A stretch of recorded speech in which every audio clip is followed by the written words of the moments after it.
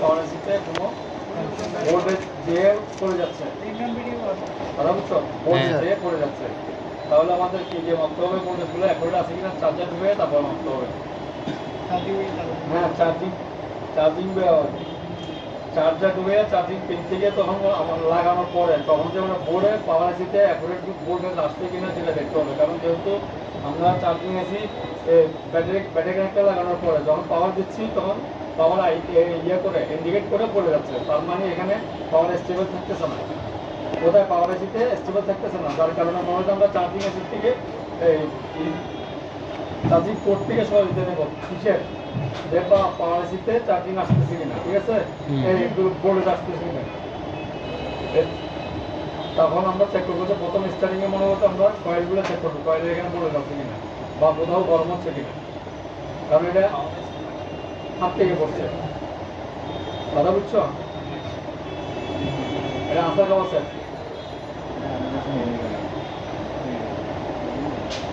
এটা কাজ হয়েছে তোমার ভিন্ন।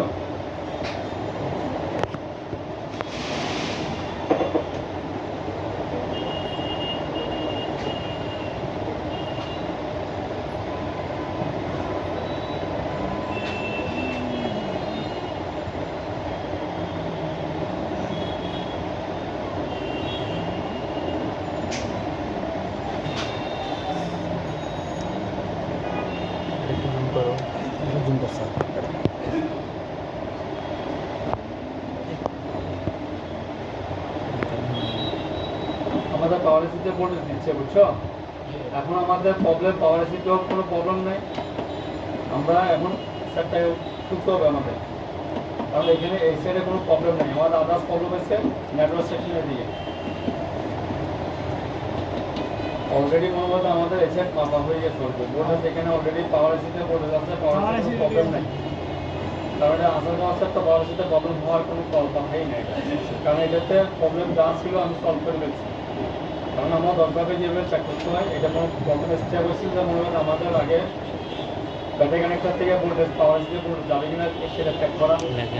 দ্বিতীয় হচ্ছে যে মনে করি যে আমাদের প্রত্যেকটা পাওয়ার এসি থেকে ব্যাটারি কানেক্টর যখন ব্যাটারি লাগিয়ে চেক করবো, চেক করার পরে দেখবো যে আমরা পাওয়ার এসি থেকে প্রত্যেকটা এই কয়েলে আপনাদের পার্কওয়াল যেগুলো আছে কয়েলে অলরেডি তোমার ভোল্টেজ প্রত্যেকটা ভোল্টেজ গেছে 1.2 ভোল্ট, তারপরে 2.2 ভোল্ট, 1.8 ভোল্ট, 3.7 ভোল্ট ভোল্টেজগুলো গেছে কিনা। কারণ এটা যেহেতু 9 ভোল্টের সেট, এখানে মনে হয় তোমার ভোল্টেজ আসবে যে ব্যাটারি থেকে ভোল্টেজ বাড়বে 7.8 ভোল্ট, কথা বুঝছো? 7.8 ভোল্ট বাড়বে ব্যাটারি থেকে, কারণ এটা 9 ভোল্টের সেট। ততটুকু মনে হয়তো তোমাদের আগে প্রথম স্টার্টিং আমরা 9 ভোল্ট দিয়ে একটু ব্যতিক্রম হয়ে যায়, কথা বুঝছো না? 9 ভোল্টের সেট, 9 ভোল্টের দিয়ে মনে হতো এখানে অলরেডি 9 ভোল্টের সেট, এটা 7.8 ভোল্ট। যখন ও ফিল্টার করে তখন 9 ভোল্ট তৈরি হয়, তবে বুঝছো?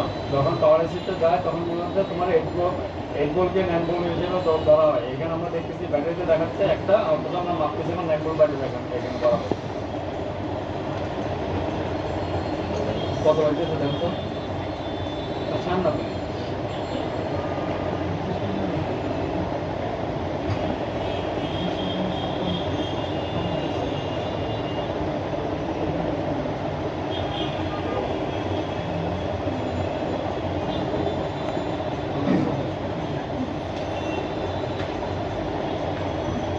কি কানেক্টর? Battery connector.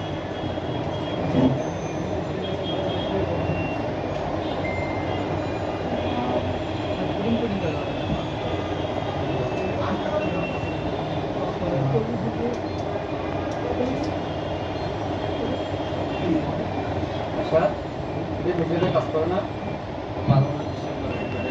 ভালো একটা নেই এখান থেকে। ডিজিটাল মিটার না, ডিজিটাল মিটার ইউজ করে নাকি?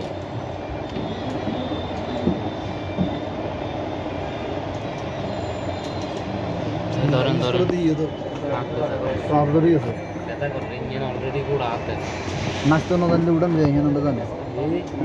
হ্যাঁ তাই না বলে এখানে আসবে, এখানে এগুলো তো আসবে, কথা বুঝছো? এখানে আসবে। এখন মনে হচ্ছে আমাদের ইনকামিং হচ্ছে বাট আউটগোয়িং হচ্ছে না, আউটগোয়িং ভোল্টেজ হচ্ছে না, কারণ আমাদের সুইচিং হলে না আউটগোয়িং ভোল্টেজ হবে, কথা বুঝো না? এখন মনে হয় আমাদের সুইচিংই হচ্ছে না, ও পাওয়ার যখন পাওয়ার সুইচ চাপতেছে তখন পাওয়ার ক্লিক করে মনে হয় সিক্স সেন্স দিয়ে বসে যাচ্ছে, তার মানে এটা একটা শর্ট আছে, এখন বর্তমানে শর্ট আছে সেটটা। যার কারণে সে অসিলেট করতে পারতেছে না। এখন আমাদের এটা দেখতে হবে মনে হয় তোমার অন্য সিস্টেম, এখন বোর্ড যেটা আমরা দেখছি সেটা আমি তোমাদেরকে আবার দেখা দিচ্ছি, মিটার দিয়ে অলরেডি দেখা দিচ্ছি, এখন তখন বুঝতে পারবো।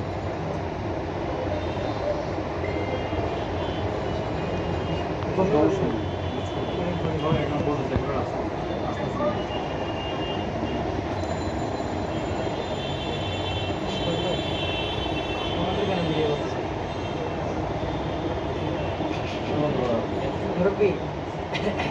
ভোল্টেজ দেখাবো তো ভোল্টেজ শো করা গেল ওর বদ্দা তোরা না বুঝে হ্যাঁ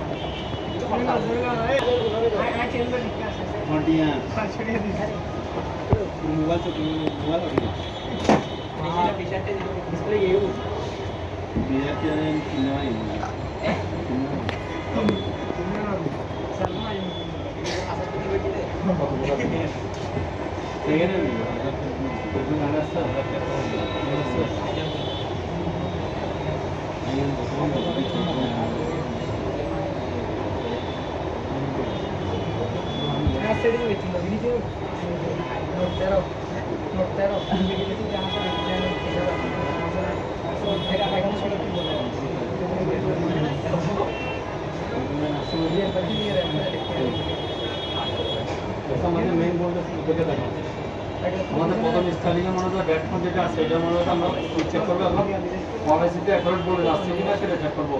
এখন আমরা দেখতেছি এখানে আমাদের অলরেডি 3.9 ভোল্ট অলরেডি আছে এখানে, ঠিক আছে?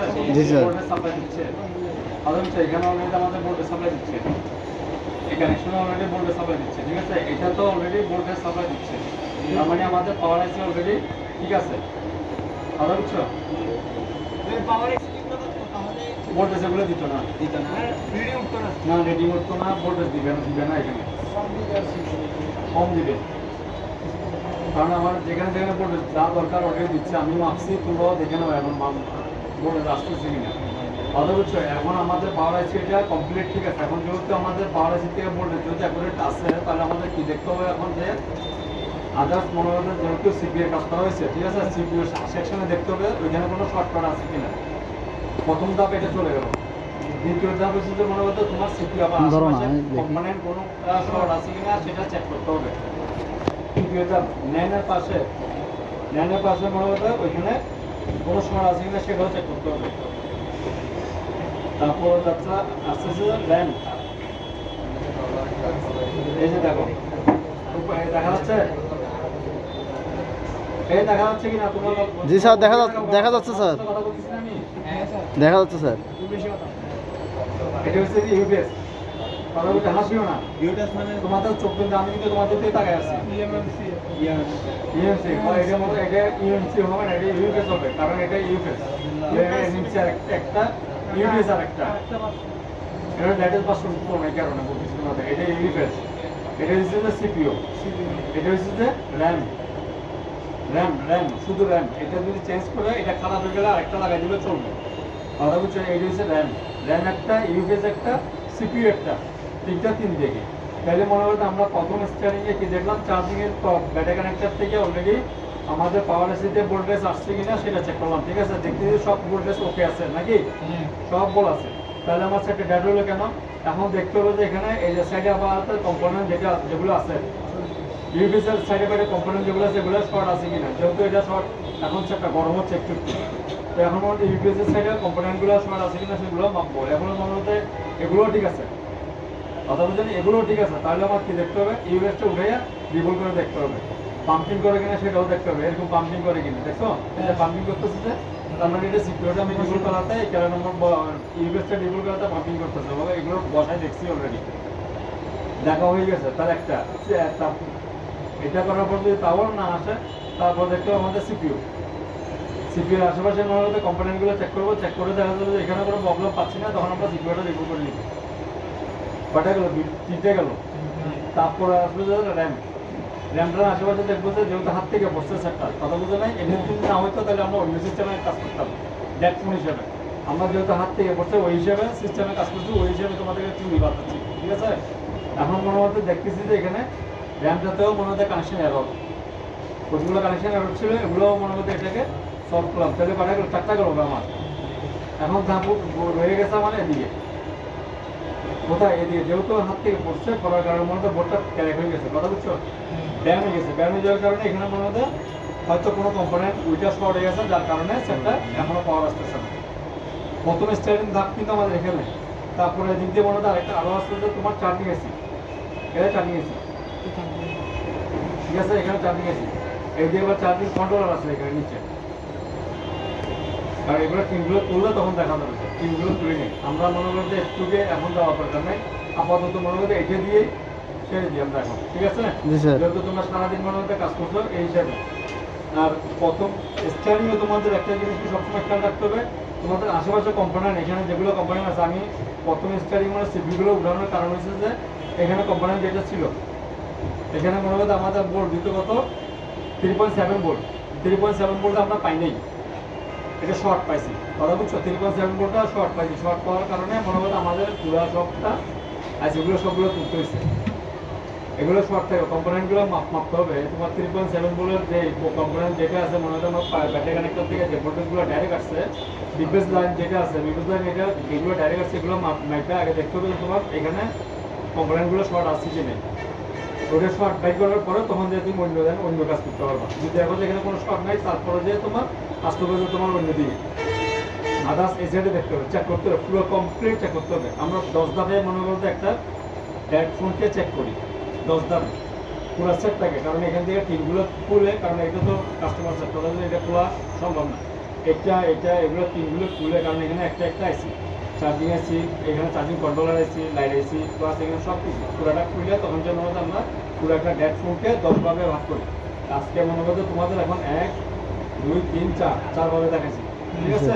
এই 4 ভাবে একটুকে আজকে রাখো, তোমাদেরকে প্র্যাকটিক্যাল দেখাই দিবে।